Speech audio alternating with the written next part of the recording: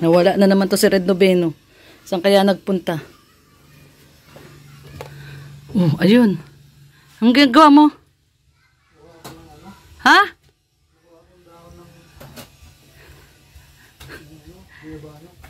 Kukuha ka ng ano? Dahon ng guyabano? Makulit talaga to. Sinabi ko na meron man dyan ano, pansit-pansitan. Pasaway talaga to. Puntangan natin guys at baka mamaya bumaksak na naman to. O tingnan mo, binaksak niya na naman yung mga gamit dito. Ay talaga naman tong Red Noveno na to, makulit. Sabi ko sa kanya, huwag na siyang magkilos-kilos. Saka na. Pag ikaw mahulog ka pa dyan. Ano ba kukunin mo? Daw ng? Pag ikaw mahulog ka dyan, ako na. Ako na. Baka magiba kong phone. Magiba? Grabe ka naman. Tingnan mo, daming lamok oh. Bilisan mo, kakagating ka lamok oh. Baka madenggi ka pa. Ako na daddy. Maga kasi yung paa niya. Ayan, daming lamok oh. Hindi mo man abot. Putulin mo na lang sanga. Kuha daw siya avocado. Ay, ano ba yan? Avocado ba yan? Puno ng avocado. Ayan, okay na yan. Dahon na yan. Ayan, guys, maga yung paa niya oh. Hanggang maga oh. Ito yung normal niya na paa oh. Ito yung maga oh. Dahan-dahan. Huwag mo na ipasok.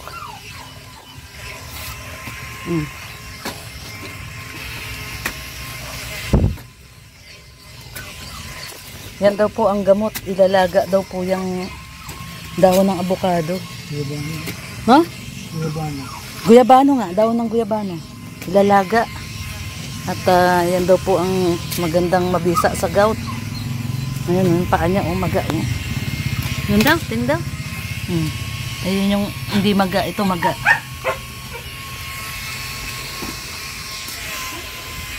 Maganda pala yung silya na yan, gawin. Yung silya ginagawa niyang ano. Kanina nagpakain ng manok. Pero kahapon, di niya talaga kaya. Ako nagpakain ng manok kahapon. Di talaga siya makatayo kahapon. Ngayon medyo ano siya. Gagalaw-galaw niya na yung paa niya kahit papano. Sabi kasi ni doktora, pwede pala siya uminom ng pain reliever. Kahapon kasi hindi siya umiinom ng pain reliever. Ang masakit na masakit daw. Ngayon, kachat niya si Doktora Malu. Pwede naman daw palang inuman ng pain reliever. So ayan. Guyabano.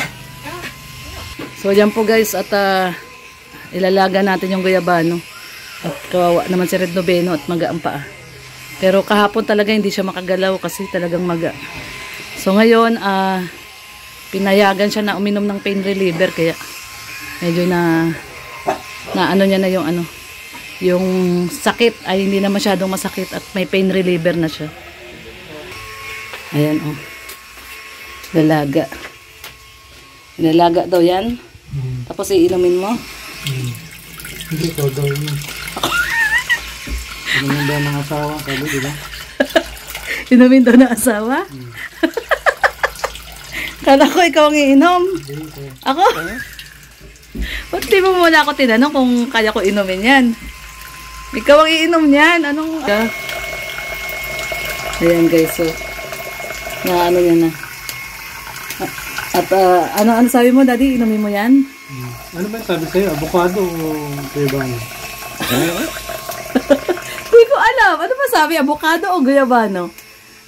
Guyabano. Ito, ano ba to? Guyabano to? Daon ng guyabano. So pag ininom mo yan, gagaling ka na. Ano yung sinasabi mo kanina? Yung asawang iinom? Bakit asawang iinom? Mas mabilis daw pag gagawin ang proseso. Mas magaling daw gagaling pag asawang iinom? Dapat ikaw ang iinom. Naku, tingnan mo, puro ka na ano, ang dumi ng damit mo. Sumabit ka doon sa puno. So, ito po, may nagsabi na, dahon daw ng guyabano.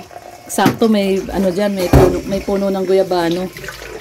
So, ito po ang ilalaga ngayon ni Red Noveno at marami na siyang ininom na pansit-pansitan. Nakailang pansit-pansitan ka na? 2 araw ka na umiinom ng pansit-pansitan. So, malalaman natin kung ano mas mabisa ngayon, kung pansit-pansitan o dahon ng guyabano. Na? So, malalaman natin kung ano mas mabisa. Baka daw matapakan ko yung paa niyang maga. So, malalaman po natin ngayon kasi nakadalawang araw na po siya nang inom ng pansit-pansitan. Hindi naman humupa yung maga. So, ngayon malalaman natin kung ano ang mas powerful na gamot sa gout. Kung pansit-pansitan o dahon ng guyabano. So, ayan, tingnan po natin. Malalaman po natin yan maya-maya. So, guys, ayan, ano na to. 8 minutes na tong napakuluan. Ayan, oh. So, ngayon, salin po namin dito para makainom na si Red. Ayan. Ito po ay dahon po ito ng guyabano na pinakuluan natin, no? Tapos ngayon, isalin po natin. Ayan. Matapang yung amoy niya. Sana gumaling na dito si Red. At wag mawala na yung maga nung kanyang paa. At nahirapan po ako pag si Red po ay hindi nakakalakad. Kasi ako po lagi ang bumababa. Ako ang bumibili ng semento, ako ang bumibili ng mga pagkain ng karpintero, ang merienda, lahat ako. Pati pagpapakain ng manok, ako. Kaya ayan, oh. Baldado po ang ating Red Noveno, oh. Ayan, oh, maga yung paa niya, oh. Grabe, magang-maga nga, daddy, ah. Grabe, maga. Ayan na yung guyabano mo. Inumin mo. Sana ito na talaga ang makapagpagaling sa'yo. Teka muna. Sabi mo, mas effective pag yung asawa ang iinom. Oo, dapat ikaw. Diba sabi mo kanina? Try mo kahit kalahati. Sabi mo, ako ang iinom para mas effective. Ako ba talaga iinom? Try mo na, kahit kalahati. Try natin, guys. Try po natin uminom. Tignan natin kung mas effective pag ako ang iinom.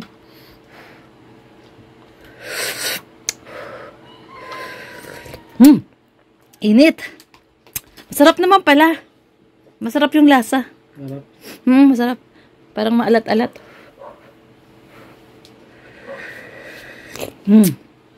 Sarap siya.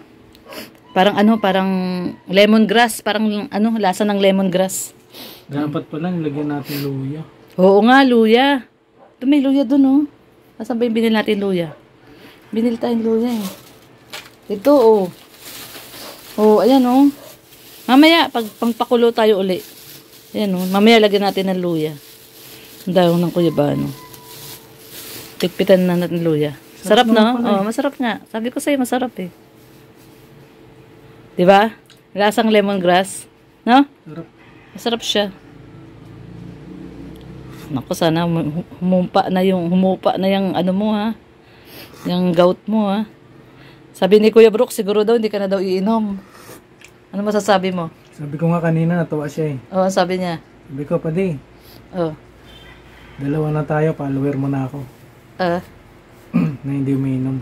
Sabi niya, mabuti. Sabi nga niya kanina ngayon, nung bumili ko may panamig. Sabi niya, sabi mo kay Red, wag na siya iinom para di siya magagout. Pinaka number 1 kalaban ng gout, alak. So ngayon, ang iinumin mo na lagi, guyabano juice. Guyabano juice na po ang iinumin lagi ngayon ni Red Noveno.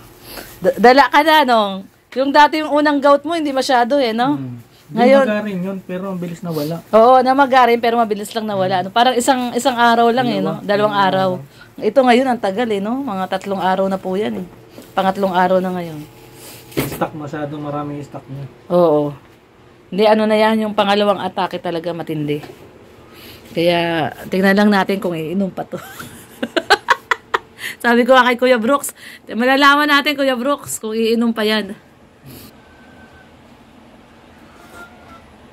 Masarap. Parang,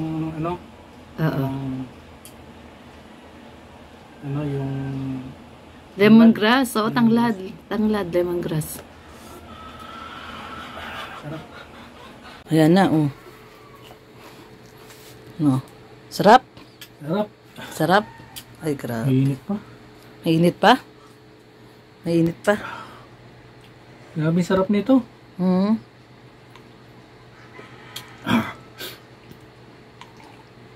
Hmm.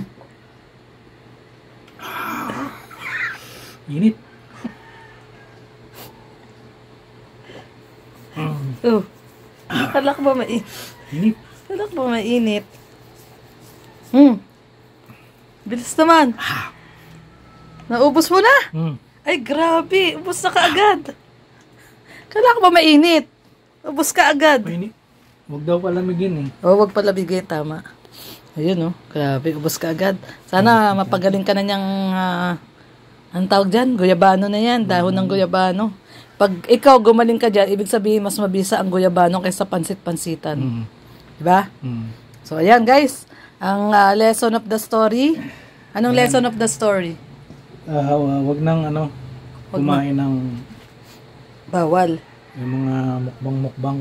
Hindi. Pwede naman. Wag lang yung bawal. Like mga bituka ng baboy, manok, mga ano daw, yung mga laman loob. Bawal na. Kailangan palang ano eh. Kailangan palang may maranasan ka para maging disiplinado ka. Oo. So ngayon magiging disiplinado ka na ngayon.